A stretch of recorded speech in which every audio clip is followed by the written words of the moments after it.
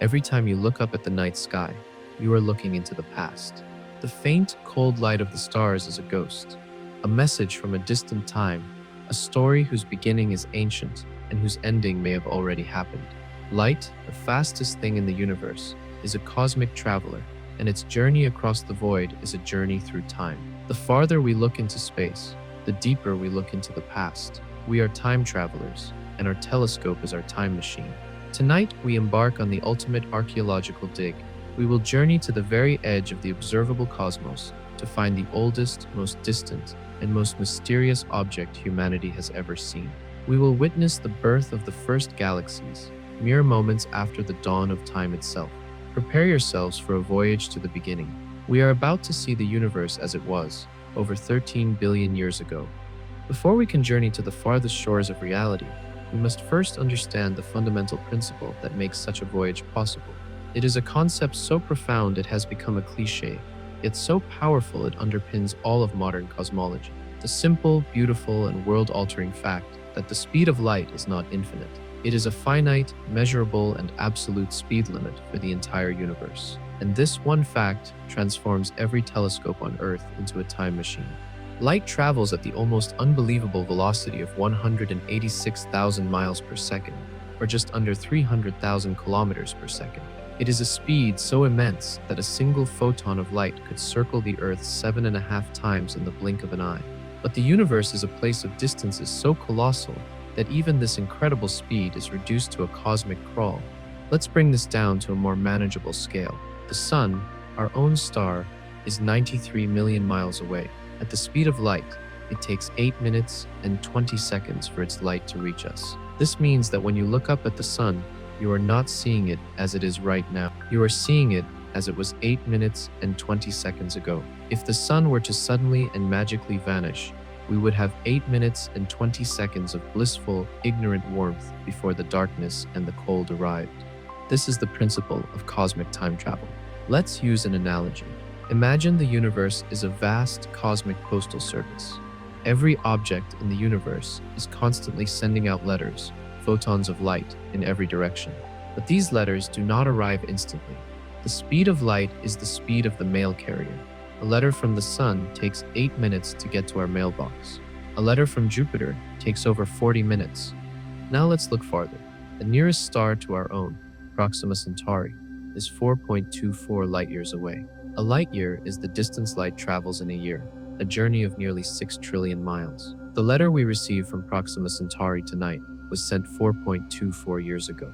We are seeing the star not as it is today, but as it was when the last presidential election was just beginning. Let's look farther still. The Great Andromeda Galaxy is the most distant object you can see with your unaided eye. It is a beautiful spiral city of 1 trillion stars, located 2.5 million light-years away. The faint, fuzzy patch of light you see in the night sky is a letter that was sent 2.5 million years ago. When that light began its journey, our own species, Homo sapiens, did not yet exist. Our early hominid ancestors were just beginning to walk the plains of Africa. Every telescope, therefore, is an archive. It is a great library of these ancient cosmic letters. By pointing a telescope at a distant object, we are opening a letter from the deep past. Farther away the object, the older the letter we are reading. This is the awesome power that allows us to tell the story of the universe. We do not have to guess what the early universe was like. We can see it. We can photograph it. We can look back in time and witness the birth of the first stars and the assembly of the first galaxies. But to read these oldest and faintest of letters, we needed to do more than just build a telescope. We needed to build the greatest eyes that humanity has ever conceived. For all of human history, from Galileo's first spyglass to the great mountaintop observatories of the 20th century, our view of the universe was flawed. We lived at the bottom of a deep and turbulent ocean of air. Our own atmosphere, the very thing that gives us life, was a shimmering, blurry curtain that stood between us and the true clarity of the cosmos. The twinkling of the stars, a sight that has inspired poets for millennia, is a curse for an astronomer. It is the signature of atmospheric distortion, the constant bending and warping of starlight as it passes through the moving pockets of air above our heads. To see the universe in all its glorious, sharp, and undistorted detail, we had to do something that was once the domain of pure science fiction. We had to lift our eyes out of the water. We had to put a telescope in space. This was the dream that gave birth to the Hubble Space Telescope, named after the great astronomer Edwin Hubble, who first discovered the expansion of the universe. This observatory was one of the most ambitious and complex scientific instruments ever conceived. The plan was to place a large telescope with a mirror 2.4 meters across into a high orbit far above the blurring effects of the atmosphere. It would be humanity's first great eye in the sky. Let's use an analogy to understand the challenge. Trying to view the distant universe from the ground is like trying to read the text on a coin that is sitting at the bottom of a deep, murky, and turbulent swimming pool. The water, like our atmosphere, constantly distorts your view, making the image blurry and unclear. Building the Hubble Space Telescope was the equivalent of building a robotic platform that could lower your eye right to the surface of the water, giving you a perfectly clear, crisp, and steady view of the coin below. The journey to create Hubble was a saga of decades of planning, engineering, and political struggle. Finally, in April of 1990, the Space Shuttle Discovery lifted off, carrying this precious school bus-sized observatory in its cargo bay. It was deployed into orbit with triumphant success. Humanity had its eye in the sky, but the triumph quickly turned into a national disaster. When the first images were beamed back to Earth, they were blurry, horribly, unforgivably blurry. The telescope was out of focus. An investigation revealed a flaw of almost unbelievable smallness and catastrophic consequence. The telescope's primary mirror had been ground to the wrong shape. The error in its curvature was less than 1/50th the thickness of a human hair. But in the precise world of optics, this tiny error was a fatal one. The dream seemed to be dead. But what followed was one of the most heroic and brilliant chapters in the history of NASA. Because Hubble was designed to be serviced by astronauts, a rescue was possible. In 1993, a crew of astronauts flew a daring and complex mission to install a set of corrective optics, effectively a pair of glasses, onto the telescope. The mission was a stunning success. The blurry vision was corrected, and for the first time, humanity saw the universe with perfect, unprecedented clarity. With its vision restored, the Hubble Space Telescope became the most productive scientific instrument in human history. It revealed the birth of stars and great pillars of gas and dust. It helped us map the dark matter that holds galaxies together. It allowed us to measure the age of the universe with incredible precision, and it turned its gaze to a patch of sky that seemed to be utterly empty, and in doing so, it would change our place in the cosmos forever. With its vision sharp and clear, the Hubble Space Telescope began its grand tour of the cosmos. But its most profound and universe-altering discovery came not from looking at a bright and spectacular nebula, but from a profound and audacious gamble.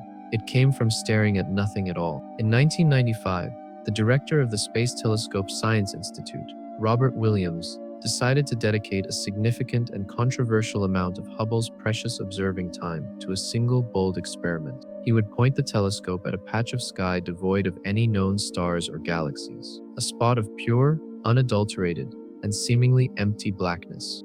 The chosen spot was in the constellation of Ursa Major, a tiny, insignificant speck of sky. Its size was equivalent to the size of a grain of sand held at arm's length. For 10 consecutive days, over 100 hours of observation time, Hubble opened its eye and stared, unblinking, into this patch of darkness, collecting every single faint photon of light that fell onto its mirror. Scientists around the world thought it was a waste of time. They expected to see, at best, a few faint, distant stars. What Hubble sent back was an image that shattered our conception of the universe. The image, which became known as the Hubble Deep Field, was not empty. It was filled to the brim with light. It was a cosmic Pollock painting, a jewel box of swirling, colorful, and exotic shapes. And every single one of those shapes, with the exception of a handful of nearby stars, was a galaxy. The image contained over 3,000 individual galaxies, each one a city of billions or even hundreds of billions of stars. Some were beautiful, grand spirals like our own. Some were massive, red, elliptical galaxies. And some were small, blue, and irregular, the building blocks of galaxies, seen in their chaotic youth. Let's use an analogy. Imagine you are walking through a vast, dark desert at night. You believe the desert is empty and barren. You then take out a pair of super-powered binoculars, and you point them at a random dark patch of sand at your feet, and you discover that the sand is not sand. It is a dense, glittering carpet of microscopic, perfectly formed diamonds, each one shining with its own light. This is what the Hubble Deep Field was. It was the moment we realized that the emptiness of the universe was an illusion of our own limited senses. The implications of this single image were breathtaking.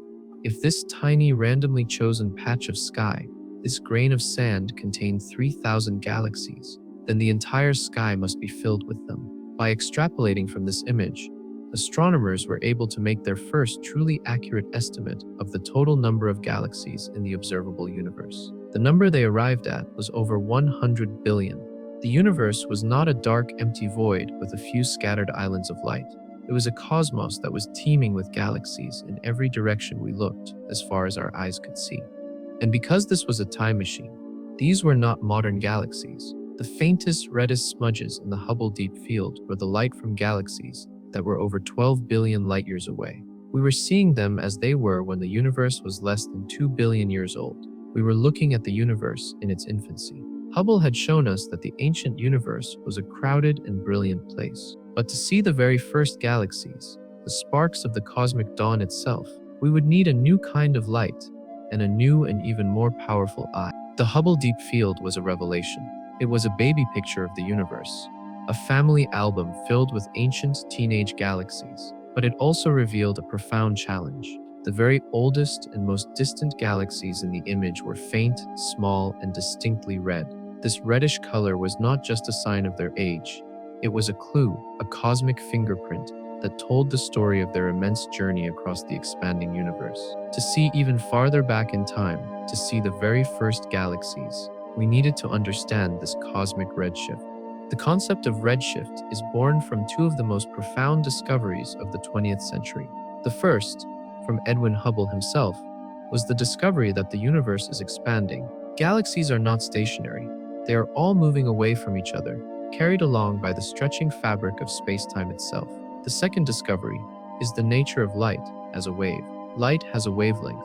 Blue light has a short wavelength, and red light has a long wavelength. Now, let's combine these two ideas. Imagine a single photon of light is emitted from a very distant, very early galaxy. When it is born, it might be a high-energy, ultraviolet photon with a very short wavelength. But this photon now has to travel for 13 billion years through a universe that is constantly expanding. As the fabric of space itself stretches, it also stretches the wavelength of the photon traveling through it. Let's use an analogy. Imagine you have drawn a wave on the surface of a long rubber band. Now, you begin to stretch the rubber band. As the rubber band expands, the wave that you drew on it will also stretch out, becoming longer and flatter. The expansion of the universe is doing the exact same thing to the waves of light that travel through it. This is cosmological redshift. The farther away a galaxy is, the longer its light has been traveling through expanding space, and therefore, the more its light has been stretched, or redshifted, by the time it reaches us. The ultraviolet light from that first galaxy is stretched into visible light. The visible light is stretched into infrared light. The infrared light is stretched into microwaves. The journey has changed the message. The light arrives tired, stretched, and in a different color. This presented a fundamental limit for the Hubble Space Telescope. Hubble is primarily an optical telescope designed to see the same kind of visible light that our own eyes can see. It could see the reddish, distant galaxies from 12 billion years ago, but it could not see the very first galaxies. The light from these first sparks of creation, born when the universe was only a few 100 million years old, would be so extremely redshifted that by the time it reached us, it would no longer be visible light at all. It would be entirely in the infrared part of the spectrum. Hubble's view of the early universe was like listening to a symphony on a radio that can only pick up the high notes of the violins. It could hear part of the music, but it was missing the deep foundational notes of the telos and the bass. To hear the full symphony of creation, to see the cosmic dawn, we needed a new kind of telescope. We needed a machine designed to see this invisible, ancient infrared light.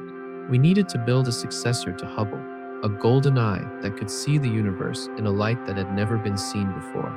To see the dawn of time and capture the faint, red-shifted infrared light of the very first galaxies, we would need to build a new kind of eye, a telescope so large, so complex, and so sensitive that it would be one of the most audacious and challenging engineering projects in human history. It would need to be a successor to Hubble, but one that was 100 times more powerful. This was the dream that gave birth to the James Webb Space Telescope. The first challenge was size. To collect enough of the faint, ancient light from the edge of the universe, the telescope's primary mirror had to be colossal. The Hubble mirror was 2.4 meters in diameter.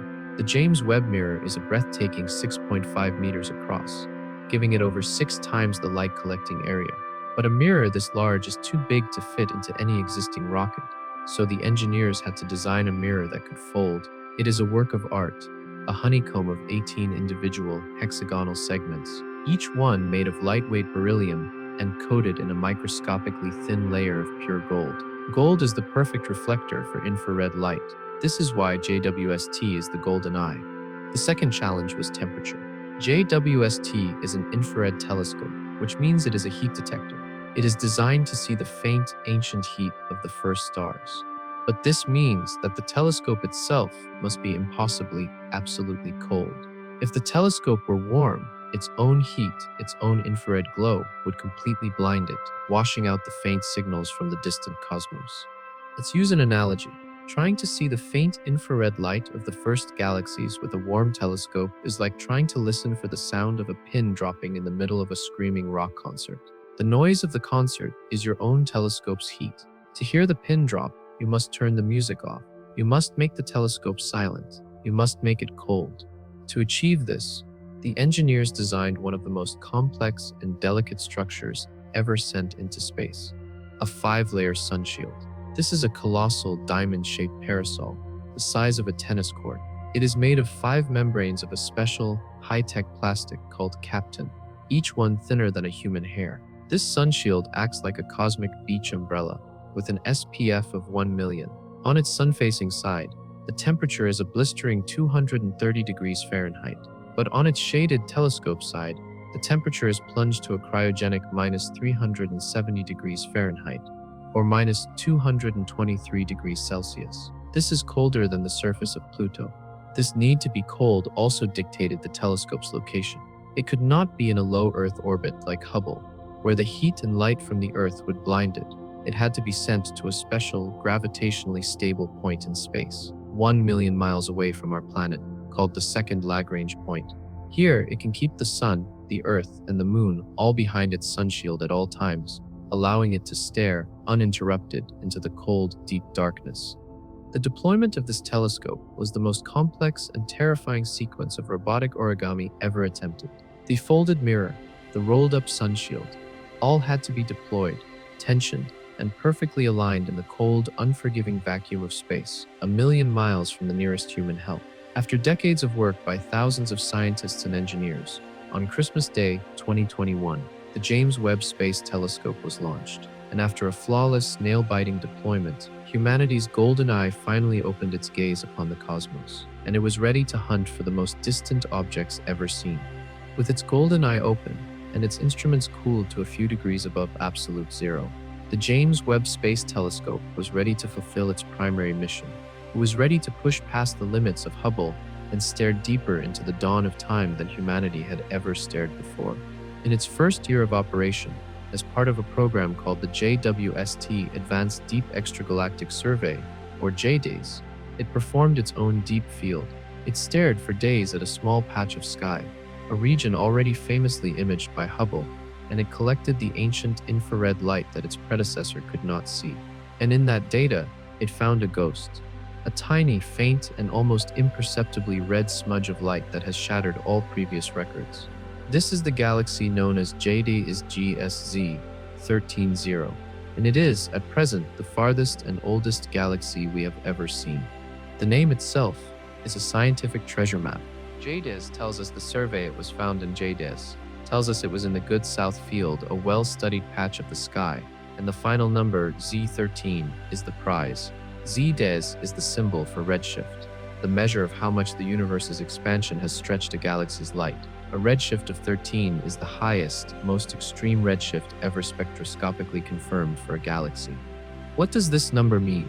It means we are seeing this galaxy not as it is today, but as it was when the universe was only 330 million years old. Let's try to put that age into a human perspective. If the entire 13.8 billion year history of the universe were compressed into a single calendar year, with the Big Bang happening at the stroke of midnight on January 1st, then the light from this galaxy was emitted at about 9 in the morning on January 10th. Our own solar system would not form until early September. The dinosaurs would not appear until the morning of December 26th. All of human history would take place in the final 10 seconds before midnight on New Year's Eve. We are looking at a photograph of the universe from the very first week of its existence. It is a true baby picture of the cosmos. The journey of this light has been an epic one. It has traveled for over 13.4 billion years to reach the mirror of the James Webb telescope. But because the universe has been expanding during that entire journey, the galaxy's actual physical distance from us today, what astronomers call its proper distance, is far greater. JDS GSZ 13.0 is currently located about 33 billion light-years away from us, far beyond the edge of what we can, in principle, see. Its light has been traveling towards us for almost the entire age of the universe, and in that time, the galaxy has been carried even farther away by the relentless stretching of space-time. But the most profound and mysterious thing about this ancient galaxy is not just its age, but its appearance. It is a tiny, compact, but surprisingly bright and well-formed little galaxy, and it is filled with a shocking number of bright, blue, young stars. Our models of galaxy formation, before JWST, predicted that the first galaxies would be small, clumpy, and would take a long time to get going. But this galaxy, and others like it that Webb is now finding, seem to have sprung into existence, fully formed almost immediately after the universe began. Let's use an analogy. It is like looking into a cosmic nursery, expecting to see newborn infants, and instead, finding a room full of toddlers who are already walking, talking in full sentences, and solving simple puzzles. These early galaxies are far more mature and far more advanced than our theories predicted. This is a wonderful and beautiful mystery. It means that the process of star and galaxy formation in the early universe was far more efficient and far more rapid than we ever imagined. These ancient ghosts are not just breaking records, they are breaking our theories, forcing us to go back and rewrite the first chapter of the cosmic story. We have found a ghost, a galaxy of stars shining in the twilight of the cosmic dawn, just 330 million years after the Big Bang. This is a monumental achievement, a testament to our insatiable curiosity and our technological prowess. And it raises an immediate and tantalizing question. Can we see farther? Can we push Webb to its absolute limits and find a galaxy from 200 million years? 100 million? Can we see the moment of the Big Bang itself? The answer, surprisingly, and with a deep and profound certainty, is no. There is a wall, a curtain of darkness in the early universe, beyond which our telescopes, no matter how powerful, will never be able to see. To understand this limit, we must journey into an epoch before the first star ever shone. We must enter the cosmic dark ages. The early universe was a very different place. For the first 380,000 years after the Big Bang, it was an opaque, incandescent fog, a sea of free-roaming protons, electrons, and photons, all trapped in a plasma so hot and so dense that light could not travel freely. It was a universe without atoms, and a universe without structure. Then, at the 380,000-year mark, the universe cooled enough for the protons and electrons to combine and form the first neutral hydrogen atoms. This event is called recombination. The moment it happened, the fog cleared. The photons of light were now free to travel, and the universe became transparent for the first time. The afterglow of this moment is the oldest light we can see, the cosmic microwave background. But after this moment of clearing, the universe entered a new and strange phase. The brilliant light of the Big Bang had faded and redshifted away, and there were not yet any stars or galaxies to produce new light. The universe, for a period of hundreds of millions of years, was dark. This is the cosmic dark age. Let's use an analogy. Imagine the universe is a great, dark concert hall. The Big Bang was the brilliant flash of the house lights turning on for a moment. The cosmic microwave background is the faint, residual after-image of that flash on our retinas. But after that flash, the hall was plunged into a profound and total darkness. There were no stage lights. There were no spotlights. The entire hall was filled with a thick, invisible fog of neutral hydrogen gas. This was the universe for hundreds of millions of years, a dark, silent, and starless expanse of cooling gas. We cannot see anything in the Dark Ages because there was nothing there to see. There were no sources of light, and we cannot see through the Dark Ages to the Big Bang beyond because the fog of the early universe is opaque to us.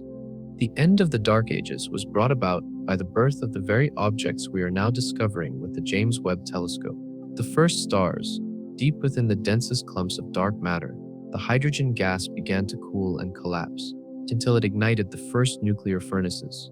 These first stars were monsters, hundreds of times more massive than our sun and millions of times brighter. They were the first lights to be lit in the dark concert hall. These first stars, and the first small galaxies they formed, began to pump out immense amounts of high-energy ultraviolet radiation. This radiation acted like a cosmic blowtorch, burning its way through the surrounding fog of neutral hydrogen, stripping the electrons off the atoms in a process called reionization. Over a period of several 100 million years, these expanding bubbles of transparency from the first galaxies grew and merged until the entire fog had been burned away, and the universe became the transparent see-through cosmos we know today. JAID's GSC 13.0 is one of these first lamps. We are seeing it as it was when it was just beginning, its work of clearing the cosmic fog. The reason we cannot see much farther back is that before this time, the fog was simply too thick. We have reached the edge of sight. We are at the wall of the cosmic dawn, looking at the very first sparks of creation. We have reached the edge of time. With the James Webb Space Telescope, we have captured the light of a galaxy from 13.4 billion years in the past. But this raises a profound and critical question. How do we know? How can we look at a faint red smudge of light and assign to it such a specific and unimaginably ancient age? We are not just guessing. We are performing a kind of cosmic archaeology, using the properties of light itself as our shovel and our carbon dating kit. The process is one of the most beautiful and intellectually triumphant stories in all of science. The primary tool in this process is the redshift, which we have already discussed.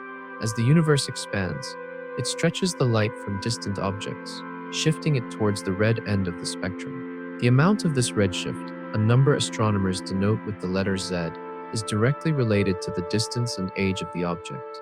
A nearby galaxy might have a redshift of 0.01. A very distant galaxy seen by Hubble might have a redshift of 7. The galaxy JAID's 13.0, as its name implies, has a redshift of 13. This is our first and most important clue. By measuring the redshift, we get a direct measurement of how much the universe has expanded since the light was first emitted. But how do we measure the redshift? We can't simply look at a galaxy and say, that looks red. We need a more precise method. The answer lies in the chemical fingerprint of the elements themselves. Every element in the universe, when heated, absorbs and emits light at very specific, very well-known wavelengths. Think of these as the unique barcodes of the elements. Hydrogen has a specific pattern of spectral lines. Oxygen has a different, equally specific pattern. When we look at the light from a distant galaxy, we are looking at the combined light of its billions of stars. The atmospheres of these stars are filled with these elements, and they leave their barcode-like absorption lines imprinted on the starlight. Our telescopes are equipped with instruments called spectrographs, which act like cosmic prisms, spreading the faint light of the galaxy out into its constituent colors, a rainbow. And in that rainbow, we can see the dark lines, the chemical fingerprints of the elements in that galaxy. Let's use an analogy. Imagine a musician is playing a perfect, familiar musical scale on a piano. Now, imagine that musician is on a high-speed train that is moving away from you. Because of the Doppler effect, the sound waves will be stretched, and every single note in the scale will be shifted down to a lower, deeper pitch. You can still recognize the pattern of the scale, the relationship between the notes, but the entire melody is in a much lower key. This is exactly what we do with galactic light.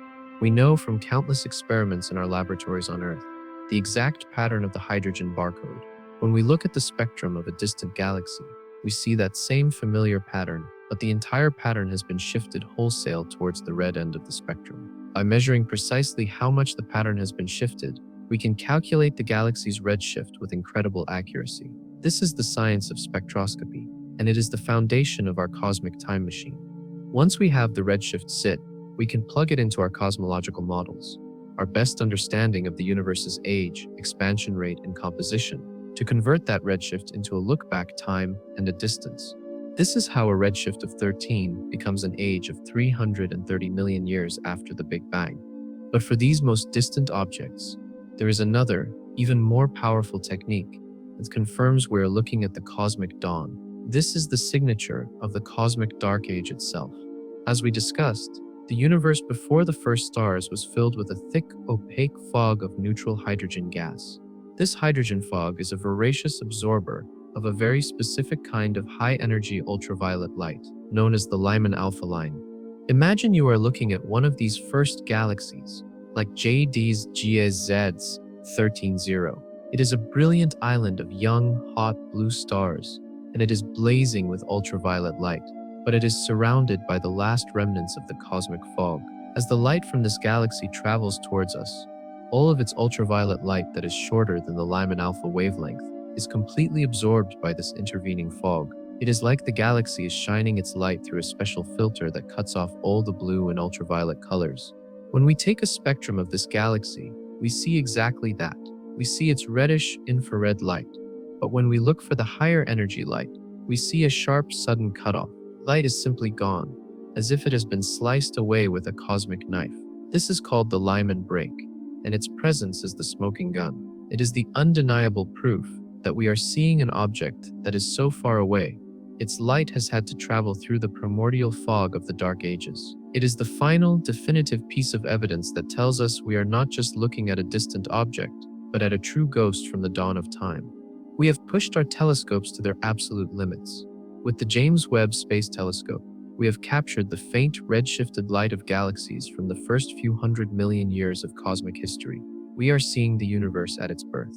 But what if there was a way to see even farther? What if the universe itself provided a natural telescope, a cosmic magnifying glass that could reveal objects even fainter, even more distant than Webb could ever see on its own? Such a tool exists. It is a strange and beautiful consequence of Einstein's theory of general relativity. It is a phenomenon known as gravitational lensing, and it is our secret weapon in the hunt for the first light. According to Einstein, mass warps spacetime. A massive object, like a star or a galaxy, creates a depression in the four-dimensional fabric of reality. And just as a marble will follow the curve of a bowling ball on a trampoline, a beam of light will follow the curve in spacetime, created by a massive object. Gravity bends light. Now, imagine a very, very distant object, a baby galaxy at the edge of the observable universe. Its light is incredibly faint. On its long journey to us, this light happens to pass by a much closer, much more massive object, like a giant cluster of galaxies. This galaxy cluster is one of the most massive things in the entire universe. It is a colossal concentration of dark matter and thousands of individual galaxies. Its gravitational pull is so immense that it creates a deep, powerful well in the fabric of spacetime. As the faint light from our baby galaxy passes through this gravitational well, its path is bent and focused. The galaxy cluster acts like a giant natural magnifying glass, a cosmic telescope that is thousands of light years across. It takes the faint, almost undetectable light from the distant object and magnifies it, brightens it, and sometimes even creates multiple images of it. Let's use an analogy. Imagine you are trying to read a tiny faded word on a piece of paper. You can't quite make it out. Now, imagine you place a single heavy drop of water on a clear piece of plastic and hold it over the word. The curved surface of the water drop acts as a lens, magnifying the word and making it bright and clear enough for you to read. A galaxy cluster is a cosmic-sized water drop, and it allows our telescopes to read the faint, ancient text of the early universe. Astronomers call this technique gravitational lensing, and it has become one of the most powerful tools for pushing our cosmic frontier. By pointing Hubble and JWST at these massive galaxy clusters, we are essentially using them as natural telescopes to boost our own technological capabilities. The famous Frontier Fields program was a massive undertaking by the Hubble telescope to do exactly this, imaging 6 different galaxy clusters to search for the magnified light of the universe's first galaxies. The results are some of the most beautiful and bizarre images in all of astronomy. The light of the background galaxies is warped and distorted into long, glowing arcs and beautiful ethereal streaks of light. In cases of perfect alignment, The background galaxy can be smeared into a perfect glowing circle, an Einstein ring, or its light can be split into four distinct images, a celestial mirage called an Einstein cross. It is by using this cosmic cheat code that we have found some of our most distant candidates for the oldest objects in the universe. In 2022, using a gravitational lens, the Hubble telescope detected the light from a single individual star that has been named Earendel, the Old English word for morning star. The light from this star has been traveling for 12.9 billion years. We are seeing it as it was when the universe was less than a billion years old. We should not be able to see a single star at this distance. It would be far too faint. But its light was magnified by a factor of thousands by a foreground galaxy cluster, making it just bright enough for Hubble to spot. Even more recently, JWST has used the same technique to find candidates for galaxies that might be even older and more distant than JDA's GSZ 13-0. These discoveries are still being confirmed, but they show the incredible power of this method. By turning the universe itself into a part of our observatory, we can find the ghosts in the machine, the impossibly faint first sparks of creation that would otherwise be lost to us forever. We have found the first galaxies, the faint red smudges of light from the cosmic dawn. But a galaxy is a city, and a city is made of individual inhabitants. What about the very first stars themselves? What were these first points of light to ever ignite in the dark, virgin universe? We cannot see them directly, not yet. Earendel, the lens star, is from a slightly later epoch. The true, very first generation of stars remains a theoretical ghost, but our models and our simulations allow us to paint a portrait of these firstborn suns. And the portrait they paint is of a population of violent, short-lived, and truly colossal monsters. These first stars, which astronomers have given the poetic name Population 3 stars, were born in a universe that was fundamentally different from our own. They were forged from the only materials that existed at the time, the primordial hydrogen and helium created in the Big Bang. There were no heavy elements, no carbon, no oxygen, no iron, and this one fact changes everything. In the modern universe, heavy elements act as a crucial cooling agent in the great clouds of gas that form stars. They allow the gas to radiate away its heat efficiently, which causes the cloud to fragment into many small, dense clumps. This is why most stars being born today are small, stable, sun-like dwarf stars. But in the primordial universe, this cooling mechanism did not exist. The clouds of pure hydrogen and helium could not cool down efficiently. This meant that they did not fragment into small pieces. Instead, the entire colossal cloud, containing the mass of hundreds of thousands of suns, would collapse monolithically, forming only one, or perhaps two, truly gargantuan stars at its center. Let's use an analogy. Imagine trying to make snowballs. If you have wet, sticky snow, which is like the gas in our modern element-rich universe, you can easily break it up and form many small, dense snowballs. But if you have dry, fluffy, powder-like snow, which is like the primordial gas of the early universe, it doesn't clump together well. You are more likely to end up with one huge and poorly formed mound. The result is that the first stars were not like our sun. They were titans of almost unbelievable proportions. Our models predict that they would have been 100, 300, or maybe even 1,000 times more massive than our sun. They were the true behemoths of the cosmos. A star 1,000 times the mass of our sun would be a celestial object of terrifying power. It would not be a gentle, yellow-white star. It would be a brilliant, searing, blue-white giant with a surface temperature of over 100,000 degrees. Its luminosity would be a crime against reason. It would shine with the light of tens of millions of our suns. A single one of these population 3 stars would have been bright enough to illuminate its entire host proto-galaxy. But these stars were cosmic candles that burned at both ends. Because of their immense mass, their core temperatures and pressures were so extreme that they would have burned through their hydrogen fuel at a furious, unsustainable rate. While our sun will live for 10 billion years, these first monsters would have lived for only 1 or 2 million years. They were a brief, spectacular, and incredibly important flash in the cosmic darkness, and their deaths would have been as spectacular as their lives. Stars of this immense mass would have died in a new and even more violent kind of supernova, a pair instability supernova. In these titanic explosions, the star would have been completely and utterly obliterated. leaving no black hole or neutron star behind. The entire colossal star would have been blasted into space, seeding the virgin universe with the very first heavy elements. It was these first explosions that provided the carbon, the oxygen, and the iron that were necessary for the next generation of stars, for the formation of planets, and ultimately, for the emergence of life. We are searching for the signature of these first monsters. With the James Webb Telescope, we hope to find the light from a galaxy so young it is dominated by the alien light of these population 3 stars. Finding them would be like finding the first page of the first chapter of the cosmic story. They are the missing link, the ancestors of all the stars that came after. They were the short-lived, violent gods that brought light and chemistry to a dark and simple universe. We have imagined the birth of the first stars, the monstrous population 3 titans, that ignited in the primordial darkness. We are now ready to witness their greatest and most transformative act.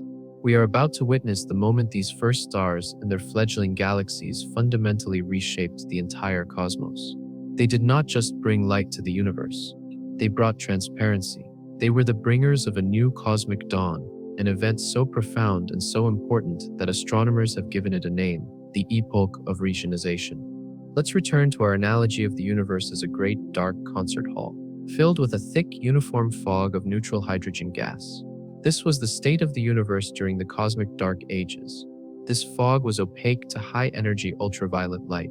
The universe was not see-through. Now, imagine that in this dark, foggy hall, the first few incredibly bright stage lights begin to turn on.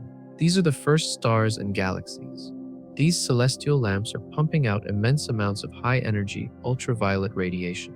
This radiation is a powerful weapon against the cosmic fog. As it travels out from the first stars, it strikes the atoms of the neutral hydrogen gas. It is so energetic that it strips the electrons away from the protons, ionizing the gas, and turning it from a neutral fog into a transparent plasma. Around each of the first galaxies, a bubble of transparency began to form. Inside these bubbles, the fog was cleared, and light could travel freely. But outside the bubbles, the universe was still dark and opaque. The early universe, during this epoch of regionization, was a strange Swiss cheese-like environment. It was a dark, foggy cosmos, filled with a growing number of expanding, transparent, life-saving bubbles. The James Webb Telescope is the first observatory powerful enough to see this era directly. We are now finding galaxies, like GDS-GSZ 13-0, that are so ancient, we are seeing them as they were when they were still embedded in this cosmic fog. By studying the light from these galaxies and how it is being absorbed by the surrounding hydrogen, we can begin to map the structure of this cosmic dawn. We can see the bubbles of transparency as they were just beginning to form. Over a period of several 100 million years, from about 300 million to 1 billion years after the Big Bang, this process continued. More and more galaxies ignited. Their individual bubbles of transparency grew larger and larger until they began to overlap and merge. Eventually, the last remaining pockets of the primordial fog were burned away. The entire universe, from one end to the other, had become transparent to ultraviolet light. The reionization was complete. The cosmic dark age was officially over. This was one of the most important and transformative events in the entire history of the cosmos. It was the universe's second great phase change, after the clearing of the initial Big Bang fog. It was the moment the universe transitioned from a simple, dark, and uniform state into the complex, transparent, and structured cosmos we know today. When we find the farthest thing we have ever seen, we are not just finding an ancient object, we are finding a witness. We are finding a survivor that was present at this cosmic revolution. We are seeing the lamplighters of the universe at work. The light from these galaxies is more than just a record of their own existence. It is a record of the very environment in which they were born. It is a fossil, not just of a single galaxy, but of the moment the entire universe was transformed from darkness into light. It is the story of how the lights came on across the entire cosmos.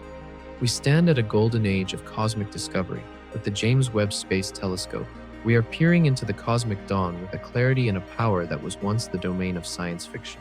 We are finding the ghostly first galaxies, and we are breaking our own theories about how quickly the universe grew up. But science is a relentless and forward-looking endeavor. Even as JWST makes its revolutionary discoveries, scientists and engineers around the world are already dreaming of and designing the next generation of great eyes that will take us even farther. What is the future of our hunt for the farthest things in the universe? The next great leap forward on the ground is already under construction, high in the Chilean Andes. These are the new class of extremely large telescopes. The Giant Magellan Telescope will use 7 of the largest mirrors ever made to create a single observing surface 24.5 meters across. The 30-meter telescope, as its name suggests, will have a primary mirror 30 meters in diameter, and the most ambitious of them all is the European Extremely Large Telescope, which will have a colossal primary mirror 39 meters across. It will be the largest optical and infrared telescope on Earth, a true behemoth that will gather more light than all the other major research telescopes on the planet combined. These telescopes will be equipped with a revolutionary technology called adaptive optics.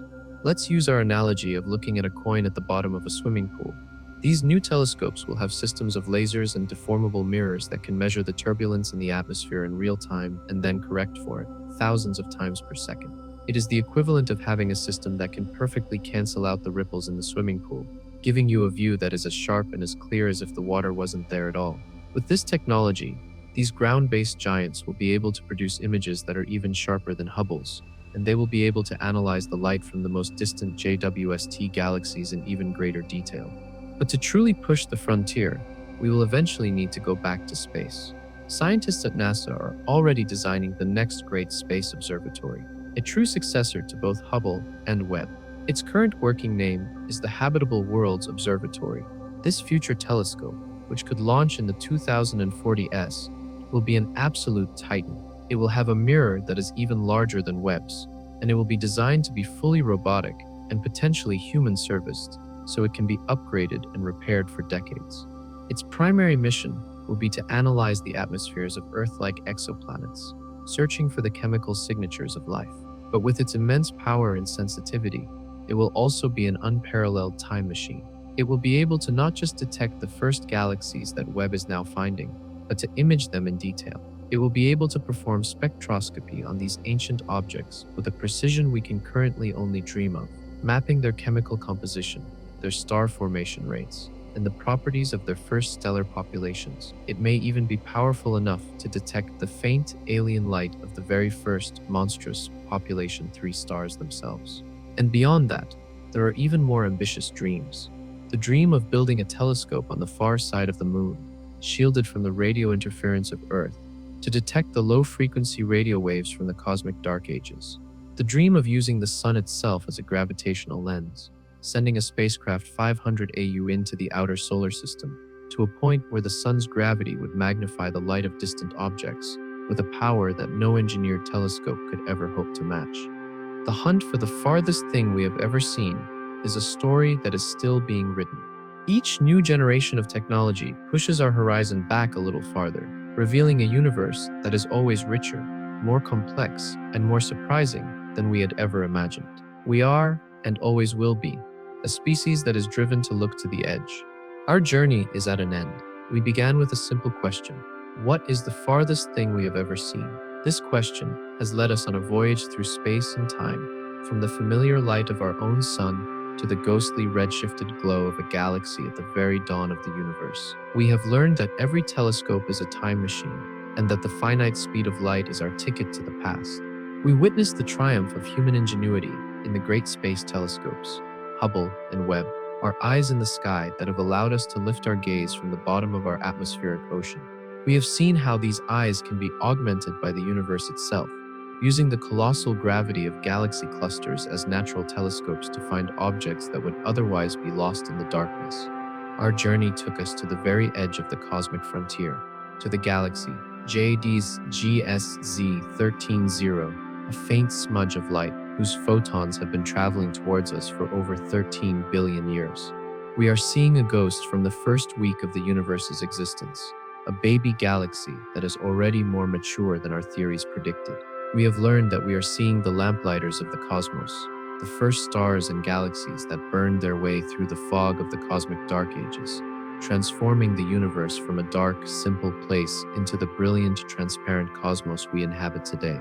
So what is the farthest thing we have ever seen? Today, it is a galaxy, a collection of stars. In the future, it may be the light of a single, monstrous, first-generation star. But the ultimate and oldest thing we can ever see is the faint residual afterglow of the Big Bang itself, the cosmic microwave background. This is our ultimate horizon, the wall of our cosmic time machine. But the answer to our question is more than just a name or a number. It is a profound realization of our own place in the cosmic story.